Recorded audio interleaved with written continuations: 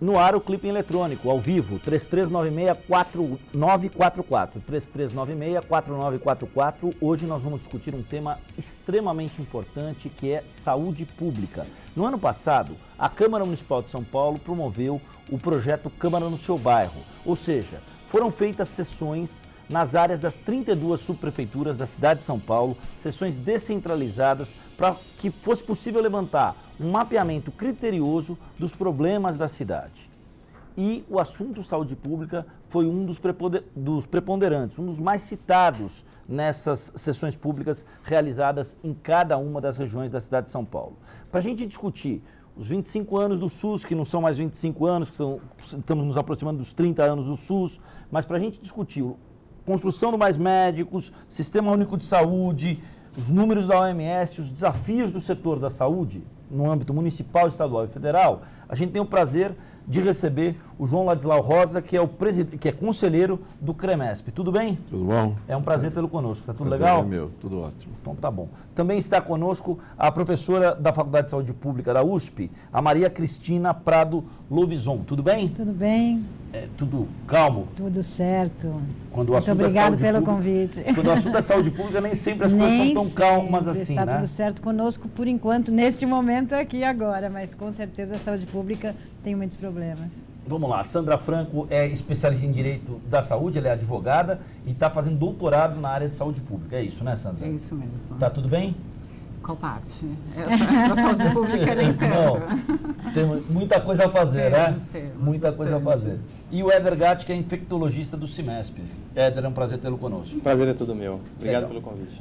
A Organização Mundial de Saúde, colocando o primeiro tema para a mesa, ela prioriza como parâmetro ideal de atenção à saúde da população, um médico para cada 1.000 habitantes. Vocês estavam me contando aqui no Brasil que nós temos 400 mil médicos e que, portanto, a relação já é de mais de 2 médicos, ou seja, houve uma melhora no quadro, mas o Brasil ainda não está dentro do número que a Organização Mundial de Saúde preconiza como o número ideal. Por quê e qual é o próximo passo? Posso falar? Na verdade, esse é um indicador muito impreciso, né? Número de médicos por habitantes. E hoje nós temos países que têm 5 médicos por 1.000 habitantes, 3 médicos por 1.000 habitantes, e o Brasil essa disparidade toda. Na Amazônia, menos de 1 médico para cada 1.000 habitantes, município de São Paulo, 4 médicos para cada 1.000 habitantes, Campinas, 6 médicos para cada 1.000 habitantes, e Botucatu, 8 médicos para cada 1.000 habitantes. Então, nós temos um trabalho feito pelo CREMESP, junto com o Conselho Federal de Medicina e a Faculdade de Medicina da USP, que chama Demografia Médica, que estuda esse fenômeno da distribuição dos médicos. E em uma cidade como São Paulo, com 4 médicos por 1.000 habitantes, quer dizer, um parâmetro considerável, nós ainda temos vazios assistenciais, nós temos áreas sem médicos e sem outros profissionais da saúde, né? Nas áreas mais periféricas. Então, esse é um fenômeno da distribuição dos médicos que tem que ser estudado com cuidado.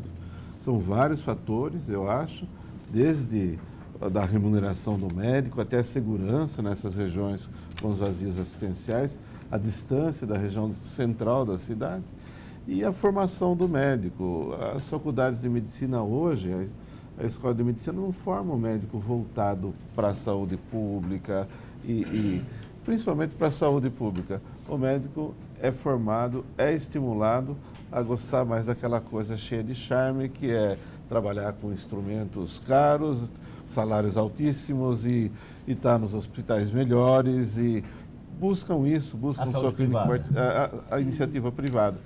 E a saúde pública fica realmente perde nesse momento a saúde pública perde. Eu queria ouvir vocês sobre o assunto. Vamos lá. Eu ia dizer que um dos elementos utilizados para justamente se ampliar o número de faculdades de medicina no país é essa proporção, não é, entre o número de habitantes e o número de médicos. E eu concordo com o doutor João que é equivocado, porque o nosso problema está na distribuição desses médicos. Então, não é a quantidade. No nosso país, a realidade, o nosso problema não está na quantidade, mas nessa distribuição. Na descentralidade. Eu acho, sim, podemos pensar dessa forma, descentralidade. Eu acho que há alguns locais que atraem muito mais em razão, obviamente, de um ganho financeiro maior para os profissionais. E, bom, como quase doutora em saúde pública, eu posso dizer também que essa questão do não cuidar, né, da saúde pública no nosso país, do médico não estar mais preparado para esse enfrentamento é real. Então, eu concordo que a busca é por aquelas especialidades que são mais rentáveis, né? Então, essa proporção, de fato, para nós, ela não é um indicador importante. Tá, vamos lá. E aí? Olha, eu acho que é importante a gente entender também os motivos dessa distribuição, dessa má distribuição de médicos no país. O Sistema Único de Saúde ele sofre com um subfinanciamento crônico e isso faz com que os locais de trabalho não sejam apropriados muitas vezes, as condições de trabalho não são as melhores. O SUS também nunca teve uma política de recursos humanos clara para todo o sistema. Você tem dentro do Sistema Único de Saúde médicos que trabalham com diversos tipos de vínculos. Vínculos com prefeituras, vínculos com estados, vínculos com organizações sociais, às vezes até sem qualquer vínculo empregatício.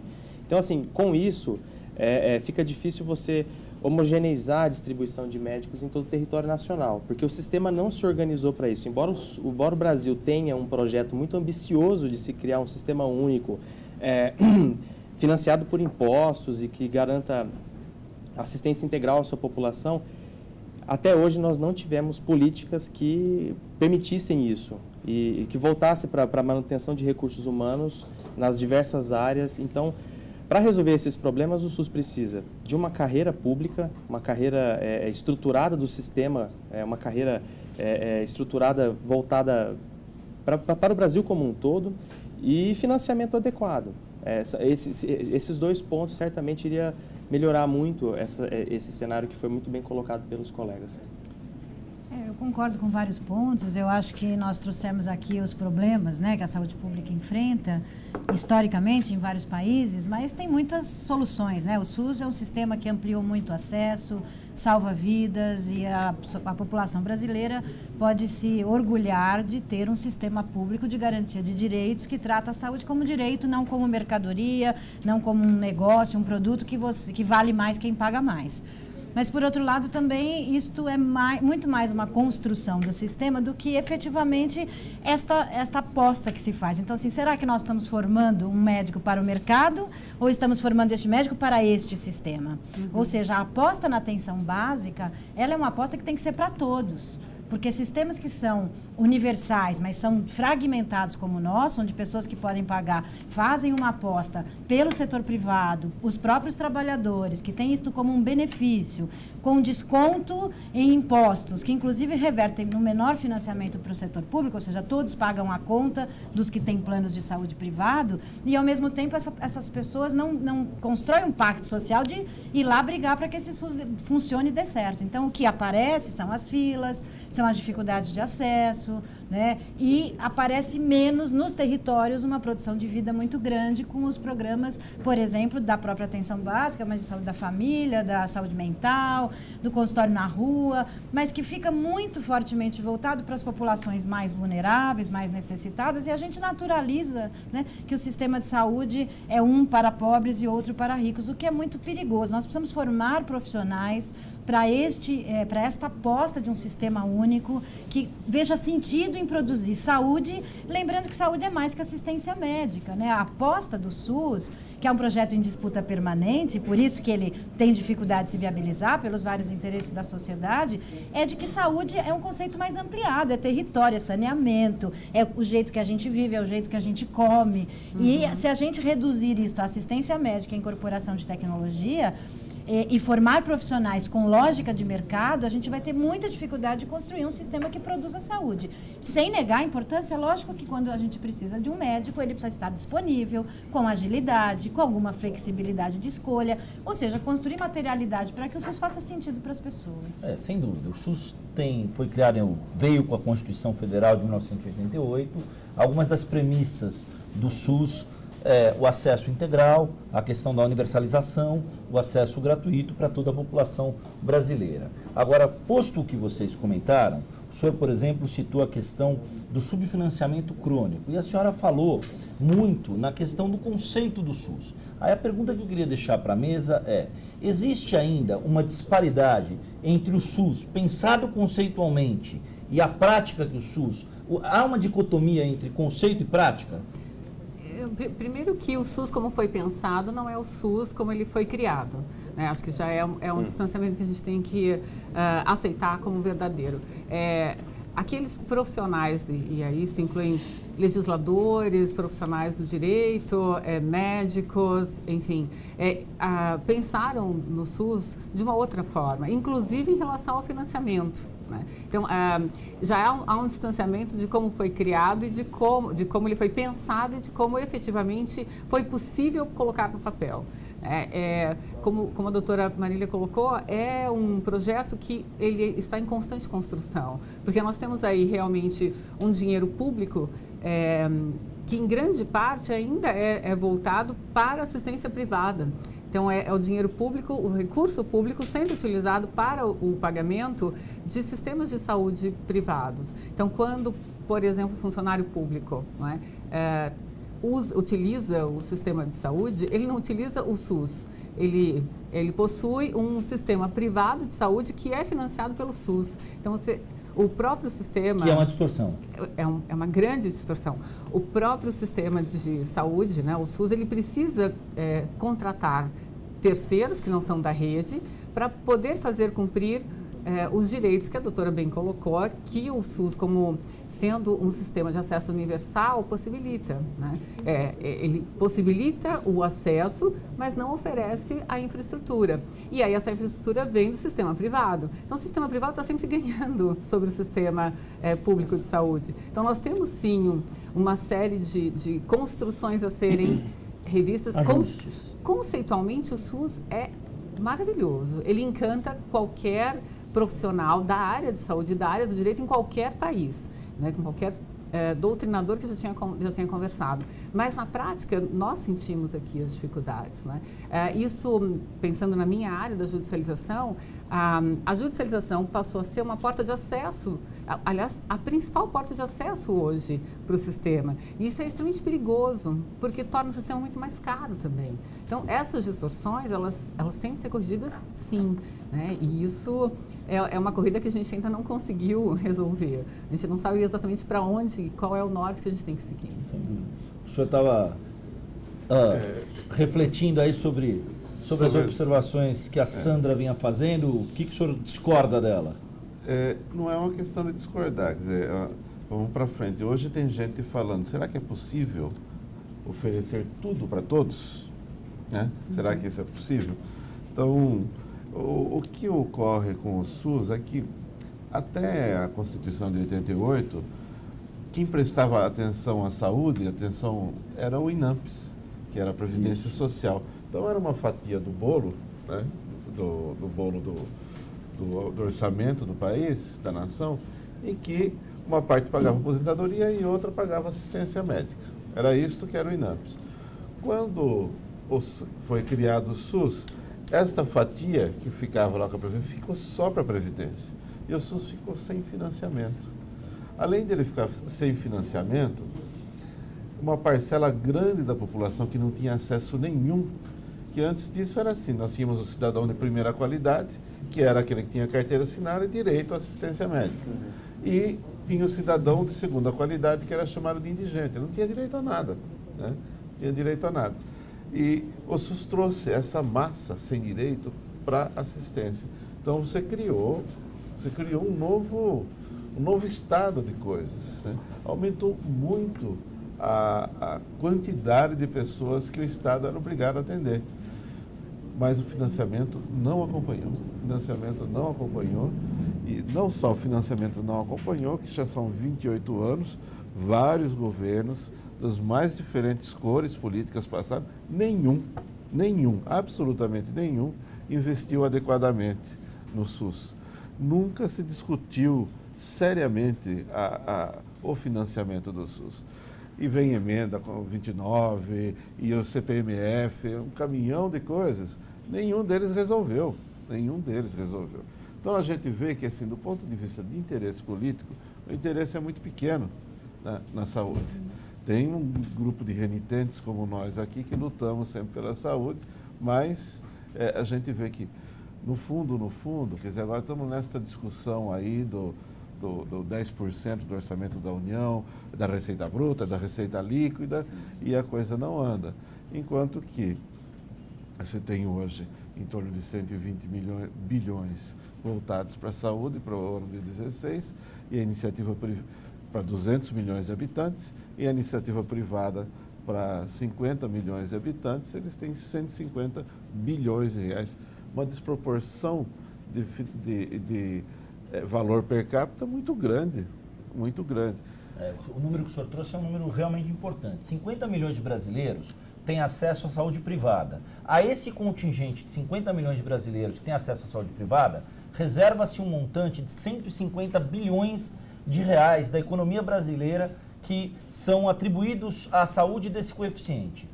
E aos 200 milhões de brasileiros, como um todo, que poderiam se tratar no SUS, reserva-se um contingente de 120 bilhões de reais. Ou seja, para 200 milhões você reserva 120 e para 50 milhões você reserva 150. Não, eu acho que só para acrescentar. Na verdade, também essa população do sistema privado recorre ao SUS. Claro. Recorre ao SUS, em especial naqueles tratamentos que são mais complexos, né, de alta complexidade, que estão extremamente caros e que o sistema privado, muitas vezes, não oferece a cobertura. O sistema público acaba oferecendo um serviço muito melhor, né, nessas doenças de alta complexidade, nesses tratamentos. O que nos preocupa muito é que, com certeza, o subfinanciamento é crônico e há uma construção muito mais do direito individual do que do direito coletivo. Então, a própria judicialização e as pessoas do privado entram para o SUS em procedimentos mais complexos, mais caros, e nesse momento aí tem um sentido de dizer, não, eu tenho um serviço público, ele vai ter que me financiar. E isso acontece de forma fragmentada, sem uma produção de cuidado voltado para necessidades. Então, este imaginário do especialista da tecnologia, que é produzido pela lógica, inclusive, do privado, ela entra por dentro do SUS, né? E a gente fala que a gente trouxe as contradições da lógica público-privada, da própria dificuldade e fragilidade do Estado em regular o privado. Não é que o privado não tenha o seu lugar, mas ele tem que estar a serviço do Estado e da sociedade. E aí a gente teve essa dificuldade e trouxe para dentro, desde a formação do médico até toda a pressão da incorporação de tecnologias, que tem muito a ver, por exemplo, com a cidade de São Paulo ter também organizações sociais com lógicas muito frequentemente privadas de gestão por dentro da atenção básica, que é um espaço estruturante, né, de construção do SUS e que tem a ver com produzir saúde nos territórios, uma produção política, com controle da sociedade, com participação, e que muitas vezes essa pulverização de lógicas privadas para produzir a gestão em conjunto com o Estado regulador frágil acaba produzindo outros efeitos, né? E neste momento eu concordo que o subfinanciamento é crônico, os 30% do orçamento da Seguridade Social, saúde, previdência e assistência, pensando saúde como proteção social, historicamente não se conseguiu nunca que este orçamento houve uma redução histórica do investimento federal e os municípios cada vez mais com a descentralização foram aportando mais recursos a ponto de estarem hoje numa situação muito difícil de sustentação do sistema se houver mesmo um grande recuo nacional. Um exemplo clássico, não sei se a senhora viu hoje cedo um telejornal, a situação crítica da população do Tocantins, né? A situação absolutamente crítica que se vê, por exemplo, com essa questão de que o aporte financeiro pela dificuldade dos governos que tem um locais, orçamento maior tende a ser mais fácil de ser gerenciado. E uma cidade que tem um orçamento menor sofre e padece para se manter atualizada em relação à medicina. Agora, isso nos assusta muito nessa aposta atual, quer dizer, sempre estivemos subfinanciados, mas este momento, onde há uma aposta política de, por exemplo, congelamento por 20 anos, que é a PEC 241, de orçamentos dos gastos sociais, num momento de crise social e política que a gente está vivendo, é a barbárie, é muito grave. O SUS corre verdadeiros riscos nesse momento. Na hora, quando a gente fala, ele tem uma questão legal e ele foi criado de outro jeito. Ele foi constituído legalmente, mas ele é em processo. Naquele momento, a gente já tinha uma grande quantidade de hospitais privados, filantrópicos, que foram incorporados. É um processo em construção de você poder produzir pacto social, regulação público-privada para conseguir formação, carreiras, pactos interfederativos, para não ter um salve-se quem puder, o Mais Médicos é uma aposta do federal para ajudar a colocar médicos mais nas periferias, não, mas hoje o próprio governo federal fala, mas será que a atenção básica é a função do governo federal? Não há essa divisão, né? Não há uma hierarquia nos entes federativos, o SUS é um sistema nacional e ele tem que ser compartilhado por todos. Se não houver esse espírito solidário neste momento de estrangulamento dos recursos para as políticas sociais durante 20 anos, onde isso deixa uma situação, não há orçamento em função das PECs já aprovadas do financiamento, nem para terminar o ano no repasse de recursos para média e alta complexidade, o próprio Ministério assume isso. Eu quero ouvir o senhor, mas só, ela deu a deixa para a gente falar um pouquinho do Mais Médicos. O Mais Médicos tem 18.240 médicos que integram o programa, esse sistema atinge 4.058 municípios brasileiros, um subtotal de 73% das cidades brasileiras, e são contemplados ainda 34 distritos indígenas. Eu acho que o grande norte da discussão que a gente está tendo aqui é como o sistema do SUS pode, como o SUS como sistema pode melhorar a partir do momento que houver algo que rompa esse modelo de subfinanciamento crônico. Olha, eu vou tentar retomar alguns pontos colocados pelos colegas. Bem, todo mundo concorda que o SUS é subfinanciado e a gente só tem que tomar cuidado para não cair no argumento de que, bem, então vamos repensá-lo. Na verdade, a gente tem que repensar o financiamento em si. Países desenvolvidos investem em sistemas de saúde universais e financiados por impostos e se orgulham por isso. Você pega, por exemplo, no final da Olimpíada de 2012, a Inglaterra fez referência ao NHS, que é o SUS deles, na festa de encerramento de sua Olimpíada, ou seja, é um orgulho nacional. A gente precisa encarar o SUS da mesma forma e batalhar por ele. Realmente há um subfinanciamento crônico, porém a gente vê que em algumas medidas recentes, foi falado pela doutora APEC 241, esse talvez seja o checkmate, ou seja, em vez de nós conseguirmos mais financiamento, vamos curar a dor de cabeça arrancando a cabeça. É isso que vai acontecer. Ouvi do ministro de Estado dizendo que, bem, o SUS é grande demais, isso preocupa muito. Além disso, foi falado que o SUS, todos os cidadãos, eles dependem do SUS de certa forma. Por exemplo, hoje, a alta complexidade toda se concentra no Sistema Único de Saúde. Você vê, por exemplo, o programa de AIDS, ele é conduzido no Brasil pelo Sistema Único de Saúde, tratamento de hepatites virais, transplantes, tratamento de câncer, isso daí tudo é conduzido pelo SUS, inclusive muitas pessoas que usam o sistema privado migram para o SUS. Ao contrário, por exemplo, da lógica de países que têm serviços públicos bem consolidados. Por exemplo, na Inglaterra, a pessoa só recorre ao privado quando ela não encontra determinado serviço no público. No Brasil é o contrário. A pessoa tem um plano de saúde e migra para o SUS quando ela não encontra no seu plano de saúde a assistência que ela precisa. O SUS acaba funcionando como um resseguro do Exato. privado, que é muito... que é uma distorção. Completamente. É uma distorção. Então, assim, ou seja, toda a sociedade brasileira, seja rica, seja a parcela rica ou a parcela pobre, depende do Sistema Único de Saúde. E todos serão afetados se houver corte, se houver desvinculação de receita, como está sendo proposto, todo mundo vai sentir isso. Enfim... eu acho que o financiamento é o grande ponto hoje, precisamos resolver isso, precisamos arrumar receita para o sistema único. E completando as falas do ministro, por exemplo, a questão dos planos populares, que também nos deixa muito preocupados, porque nesta relação público-privada, planos populares de baixa qualidade vai só jogar mais gente ainda para o SUS na alta complexidade, porque não vai garantir a continuidade do cuidado. É uma lógica de mercado, financiando o privado e tirando ainda mais recursos do público. Não tem nenhuma lógica. Parece que foi salvar os planos de saúde, porque eles estão perdendo usuários. Esses usuários, obviamente, vão para o SUS e vão deixar de passar dinheiro para o sistema privado, né? Desempregados. Então, apareceu mais uma lógica de mercado do que uma preocupação. Ao invés de financiar melhor o SUS, para ele funcionar melhor para atender quem está chegando do privado. A senhora usou um termo muito interessante, o resseguro. Né? Mas tem algo também que eu acho que é extremamente importante no meio de tudo isso. É verdade, o sistema de saúde sempre vai ser caro em qualquer lugar do mundo, sempre vai haver falta de recursos. em proporção à necessidade da população, que sempre há algo que fazer dentro da saúde, de forma preventiva ou de forma assistencial. A questão, no nosso país em especial, é como se os recursos têm se perdido, né? A gente não tem nem como deixar de falar de corrupção, né, de desvios gigantescos. A judicialização é uma fonte de escape muito grande.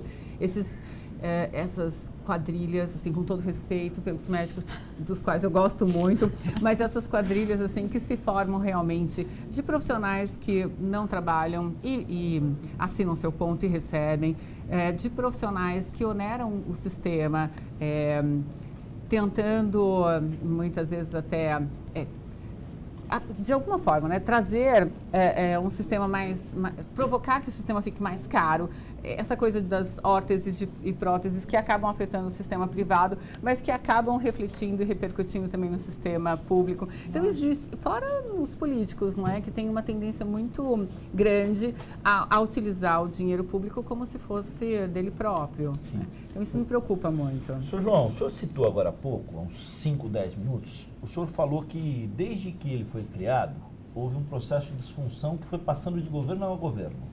E aí eu estava fazendo uma conta aqui, ó, nós tivemos Sarney, depois Collor, depois Itamar, depois Fernando Henrique, daí Lula, aí Dilma. No que diz respeito ao modelo de gestão do SUS, qual é o equívoco que todos eles cometeram? Eu acho que o principal equívoco é o seguinte: o SUS teve um crescimento muito grande. Quando foi criada a Estratégia de Saúde da Família 20 anos atrás, não tinha nenhuma equipe. Hoje nós temos 45 mil equipes no país. Ou seja, a atenção básica cresceu, o número de unidades básicas cresceu e muito. Já no nível secundário e na alta complexidade, existe um fenômeno que é o interesse financeiro. Então, você vê o seguinte: no começo, a diálise pagava bem, aí todos os médicos foram lá fazer diálise, aí encheu de diálise, aí vieram os transplantes, que até hoje paga-se muito bem no transplante e cresce. E depois, aparece a oncologia, o tratamento oncológico é caro, os insumos são caros, essas coisas crescem em detrimento. Então, às vezes é mais fácil eu me inscrever para tratar um câncer de pâncreas do que eu conseguir operar a minha varize ou a minha vesícula que está inflamada, que não tem pedra. Eu não consigo. Então, existe uma disparidade muito grande nesse crescimento. Mas a raiz disso é só a remuneração? Não é só remuneração, são interesses políticos e outros que vêm. Você vê, aqui em São Paulo tem um exemplo muito interessante, que tem um prédio na Avenida Doutor Arnaldo. Quando o secretário de Saúde ele era um tocoginecologista, ele construiu um prédio para ser o Instituto de Saúde da Mulher. Isso. Instituto da Mulher. Aí acabou o dinheiro, aquilo ficou lá uns 10, 15 anos parado, aí mudou o secretário e se construiu no mesmo prédio o Instituto do Câncer. Nós estamos falando do governo Quercia e depois do governo Fleury. Ou seja, o senhor está falando do início da década de 90. Então você vê, os governos vieram, o mesmo prédio mudou o interesse, quer dizer, cadê o planejamento? Qual é a necessidade real? É tratar câncer ou é tratar a saúde da mulher? Acho que os dois precisam, os dois precisam. Mas aí é o interesse político, às vezes até individual daquele secretário de montar aquilo, né? Então, são uma série de fatores que levam a esse tipo de coisa.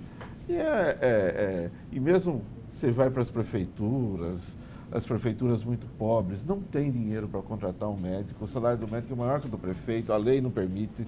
E aí a gente pega um caminhão de coisas complicadas que levam a esse crescimento desordenado, sem planejamento. Aí entra o papel fundamental do Ministério da Saúde, que era ter um planejamento adequado, o que não ocorreu nesses 28 anos de SUS. Por isso a importância na aposta da atenção básica, né? Eu acho que assim, se a gente for pensar qual é de verdade a aposta que a gente tem que fazer e qual é o modelo de atenção, porque a atenção básica, ela faz uma aposta na necessidade das pessoas, no território. Você fala aumentou, realmente aumentou bastante, mas sempre insuficiente, até por conta do subfinanciamento e porque de verdade a gente ainda produz saúde no modelo inampiano, né? Você privilegia os prestadores de serviço, privilegia os médicos, especialistas, privilegia a lógica do mercado, a compra de serviço, até hoje a gente fala em tabela de procedimento, tentando desconstruir muito timidamente outro jeito de remunerar os serviços, de incluir o próprio privado, na lógica da rede,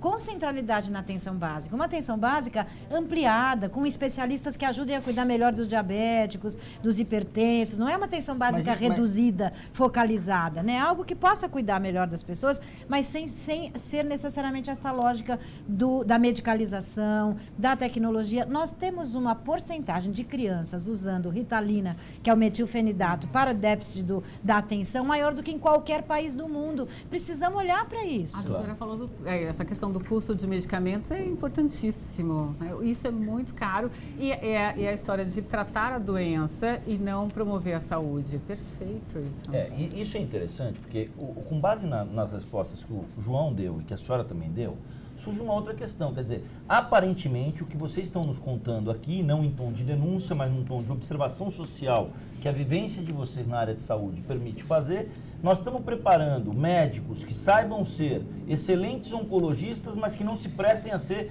bons clínicos gerais. É isso?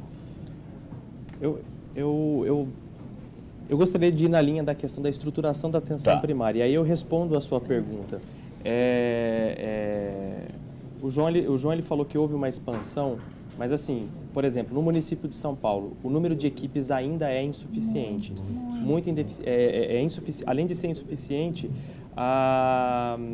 os profissionais que ali trabalham muitas vezes não estão preparados para exercer, os médicos principalmente, não são médicos, muitos deles, médicos de família e comunidade, que isso é uma especialidade, isso é uma residência.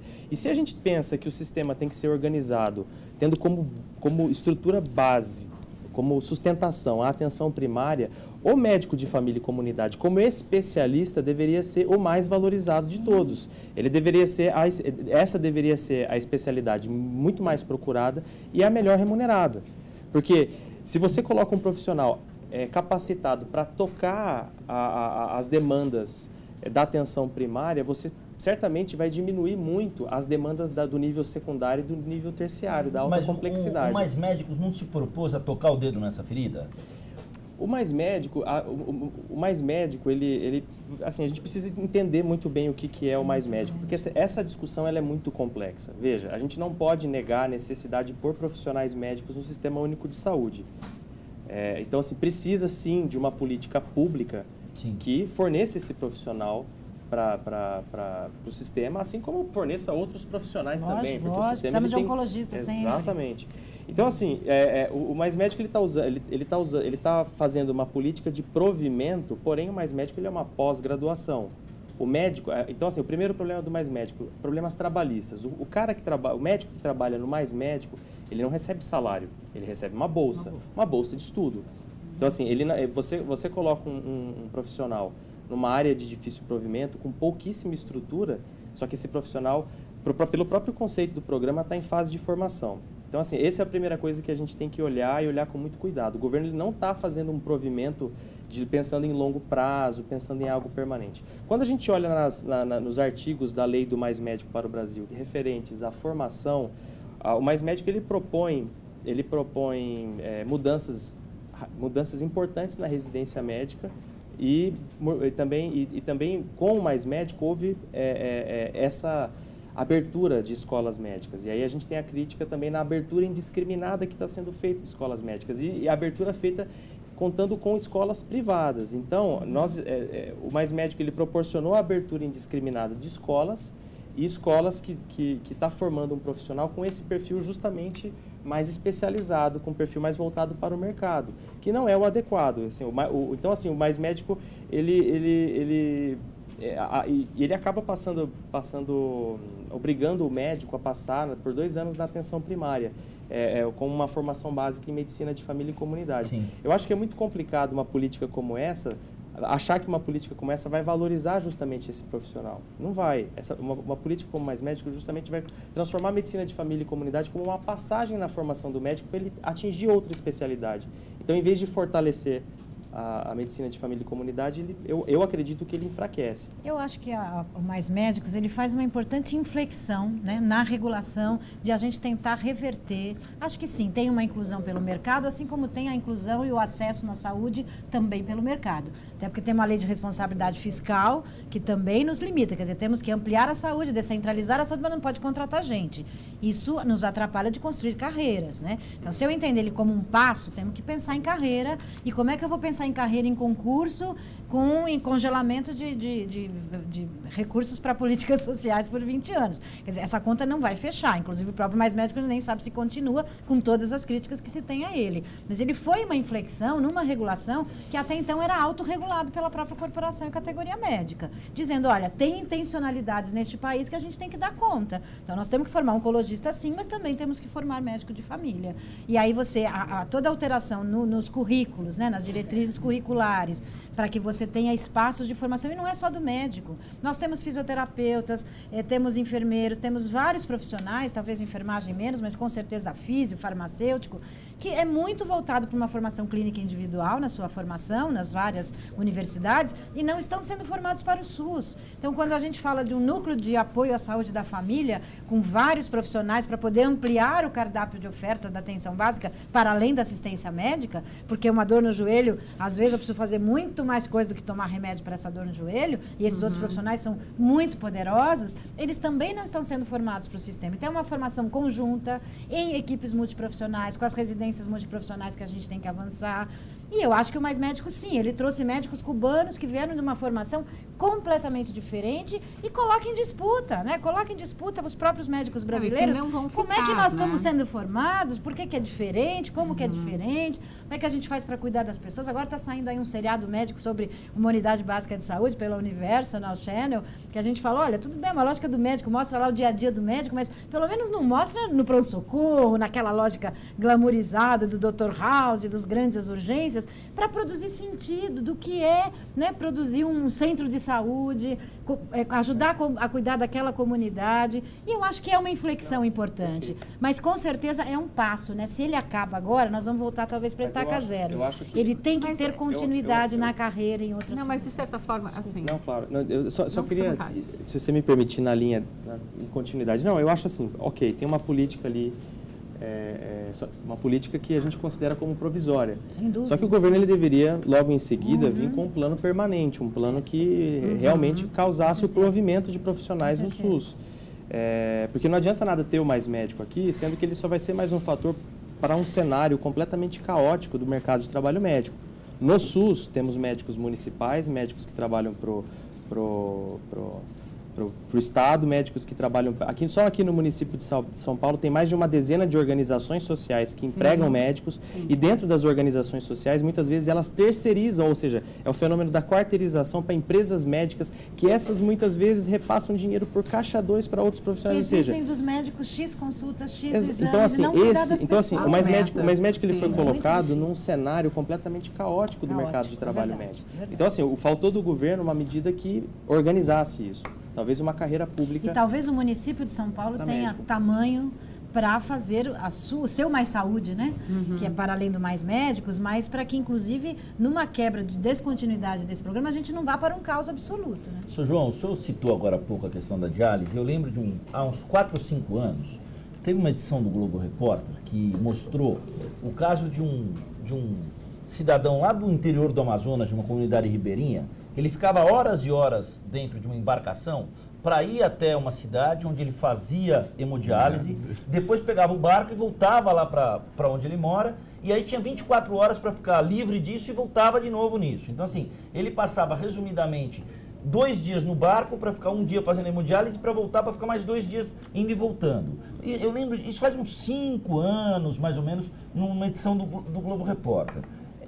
Qual é o caminho para que a gente consiga, como nação, porque os problemas postos são problemas de pessoas em chão de hospital no Acre, em Roraima, em Rondônia, no Tocantins, essa situação de comunidades ribeirinhas do interior do país, dos mais variados rincões, e aí qual a solução? Uau! Obrigado pela pergunta. Ainda bem que é para você.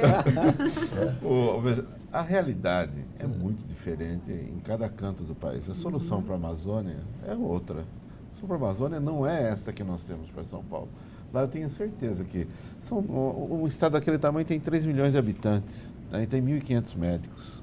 Então é absolutamente diferente. Lá eu acho que é o Exército mesmo que tem que... A Marinha atua fortemente. Atua fortemente, é o Exército, a Marinha que tem que atender. Você tem que criar campanhas lá dentro, porque nenhum médico, né, vai levar a sua família para morar lá na aldeia. Não vai, você não vai ter isso. Não só o médico, nem o enfermeiro. Vão os missionários. O missionário vai, né? E sempre tem esse tipo de gente disposta. Agora, enquanto política de governo, lá é uma coisa. A solução... Esse rapaz da diálise aí, ele sobrava o domingo, talvez para ele ir à missa, porque não sobrava tempo para mais nada, né? E ele tem que ser transferido até o transplante. Eu não sei, nós não temos solução para isso. Agora, aqui... Mas esse é um caso, só cortando, por exemplo, pensando na política de saúde inglesa, eu acho que se fosse talvez esse mesmo moço estivesse na Inglaterra, o próprio Estado iria prover o deslocamento definitivo desse moço para perto de um serviço que ele necessita. Agora, também acho que é importante a gente considerar, será que ele quer ser transferido para um lugar mais perto? Não, por exemplo, eu acho que é bem né? interessante você ter Mas o direito de ele, continuar né? morando onde você quer e fazer uma viagem dessa. Isso é o SUS, que está provendo uma condição de cuidar da sua doença renal, né? E isso pode ser uma opção. Mas e se ele não quisesse, acho que sim, não quiser. Né? Acho que a grande questão é a falta de opção, né? Se a exato. gente tiver opção, por exemplo, tem uma questão de economia de escala e economia de escopo, que os serviços de saúde não são todos nem concentrados nem desconcentrados. Uma diálise, ela é mesmo mais desconcentrada, porque eu preciso de um bom tratamento de água, eu preciso de um bom especialista, eventualmente isto vai estar mais distante. Esta é uma opção dele, você quer morar mais perto desse serviço ou nós vamos prover este ir e vir, quem sabe ele pode fazer grandes coisas neste caminho. E está sendo bancado pelo poder público e não pela sua condição, ou se ele não tiver dinheiro, ele não vai, né?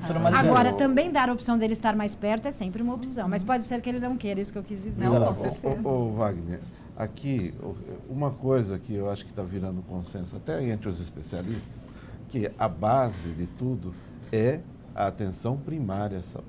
No mundo inteiro. Preventiva. Ela é preventiva, ela promove saúde. Sim, mas ela é curativa também. E é curativa também. Então, o médico generalista na Europa, principalmente na Inglaterra, na Espanha, Portugal, ele é 3 anos de residência. É um especialista, mas ele atende criança, atende velho, atende adulto, homem, mulher. E ele faz a puericultura, ele faz o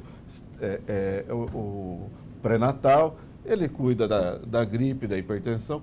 Ele cuida disso tudo e resolve 80% ou mais dos problemas da população. O que nós temos aqui que é muito ruim, este é um debate teórico lá da academia, da Marília, que é o Flexner e o relatório Dawson, né? É uma coisa antiga do começo do século passado, mas que os Estados Unidos optou por essa medicina curativa individualista, não a medicina coletiva da Europa, que é muito mais cara e é tecnológica e desenvolve aquela coisa complicada. E nós, a população brasileira, gosta deste modelo. E ela, aqui é sonho de consumo, fazer uma tomografia, um PET scan, fazer aquelas coisas. E às vezes desnecessariamente. Nós enfrentamos no nosso consultório pressão que eu quero fazer tal exame. Talvez porque a gente ainda não construiu materialidade para essa saúde comunitária. Exatamente. Né? Na Inglaterra não tem isso.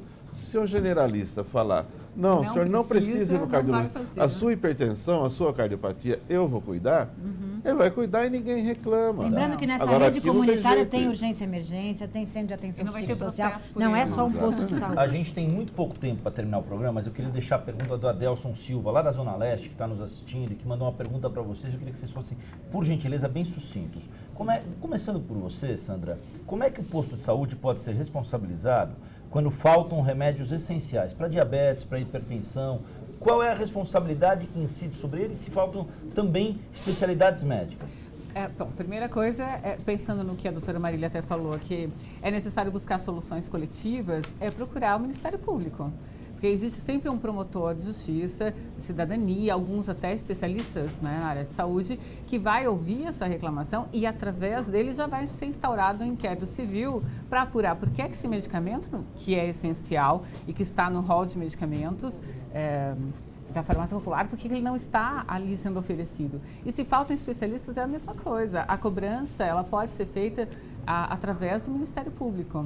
Então, essa é uma solução imediata. Ele já pode buscar o promotor de justiça da comarca e fazer essa queixa. Legal. A gente tem que encerrar o programa. Eu queria uma mensagem final de vocês em relação a para onde caminhamos quando o assunto é SUS, quando o assunto é saúde pública. Há um horizonte promissor nesse sentido ou os desafios de gestão têm se tornado a cada dia maiores? Começando pela senhora, doutora Marília.